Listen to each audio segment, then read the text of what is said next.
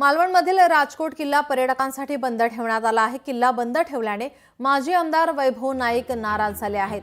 पुतळ्याचा भाग कोसळेल या भीतीने किल्ला बंद केला का असा सवाल वैभव नाईक यांनी सरकारला केला आहे।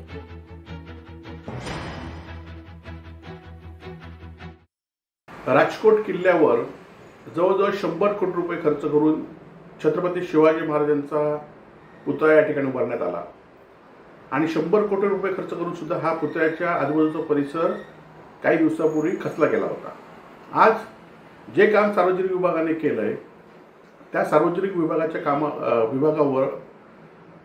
कामावर स्वतःचाच विभागाचा विश्वास नाही हे आता 22 जून पासून पर्यटकांना बंदी आणल्यावरून दिसून येत आहे। सीसीटीव्ही बसवले पाहिजे जेणेकरून पुतळ्याचं संरक्षण झालं पाहिजे। त्याचबरोबर या कामाबद्दल मुख्यमंत्र्यांनी अजूनही लक्ष टाकून या कामाबद्दल पडताळणी केली पाहिजे।